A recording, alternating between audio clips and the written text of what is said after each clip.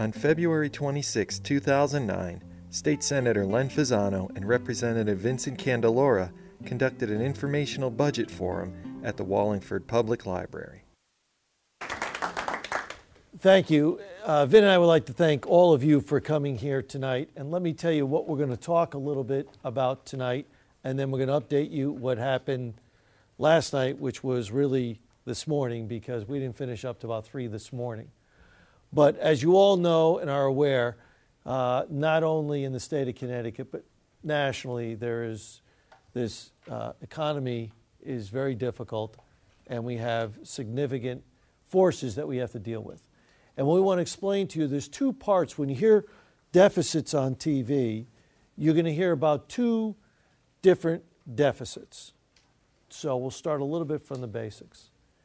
The fiscal year for a state of Connecticut, like towns, is July 1st through June 30th.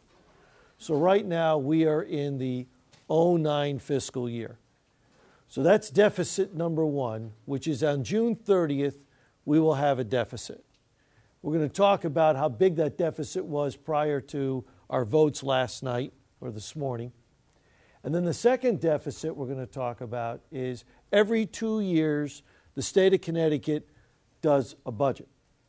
And it's always in the odd years. So what we're preparing to do is pass a budget that will be for the next 2 fiscal years. And what we're going to do is talk about that budget deficit very briefly to let you know the numbers that we're talking about. So for today, we're going to hit first in somewhat detail the 09 deficit, because Vinny and I feel it's very important for people to understand where we are and the outlook for the future, but literally where we are today and the forces we're dealing with in solving the problem, just so you're more aware. So when you read about it and you hear about it, you can understand, hey, that's what they talked about. But you need to get involved.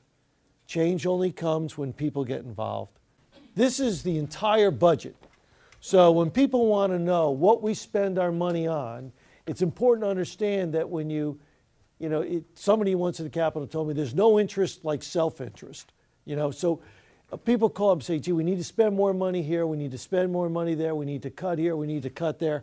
So to let you know that 27% are human services. That's your Medicaid, your SAGA programs, your medical issues, insurance issues, things like that.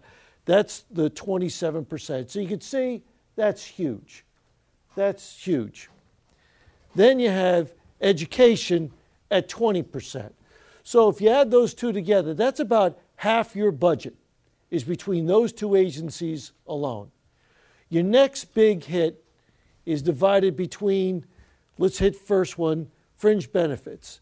That's your employment benefits and things of that nature, pilot programs stuck in your workers' comp. Your debt service. Now, Connecticut debt service gets higher and higher and higher. So you can see that's 10.7% is your debt service. Did you want to obtain from? So when you look at this and you see 41% is from income tax. All right, 41% is from income tax. And what you're going to see is out of that 41%, that 100%, this whole blue thing, over 40% comes out of Fairfield. I think it's closer to 42, 43% of this number comes out of Fairfield.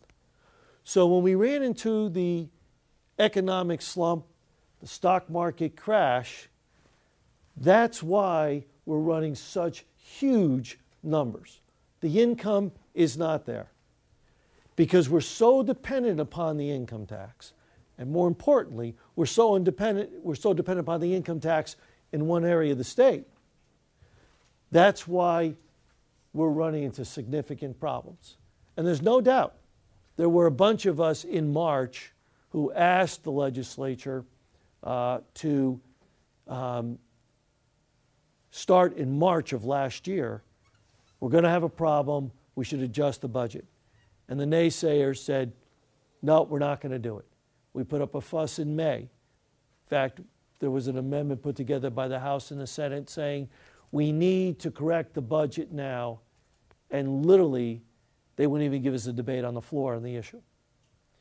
We went all through summer, and in September, we said we should go into session and do the cuts. There's no problem. We shouldn't do it. Don't worry about it. We'll get through this. We'll get through that. Believe it or not, as of yesterday, there were some legislators who said, come on, it's not that bad. It's not that bad. And I said to this legislator, I'll make a deal with you. This Saturday, I will walk 10 doors with you in your district. I don't care which ones you pick. Let's knock on them and you ask them, are they in good shape, bad shape? Is the economy worse or better than last year? You ask them, but you pick the 10 doors. I really don't care who they are. Because the truth is they know, people know. But these other people may be just so unaware. But I will tell you honestly, and this is the reason why we're actually doing this forum in part, one, to inform so you know where we are and you understand the problems that we're facing. And number two is getting on the phone and letting people know, hey, we got to react to this issue. There are some legislators who still firmly believe that we don't have to do a lot, that the cuts aren't going to be that bad, and we'll get through that. Get through this mess. We will get through it, but the cuts are going to be tough.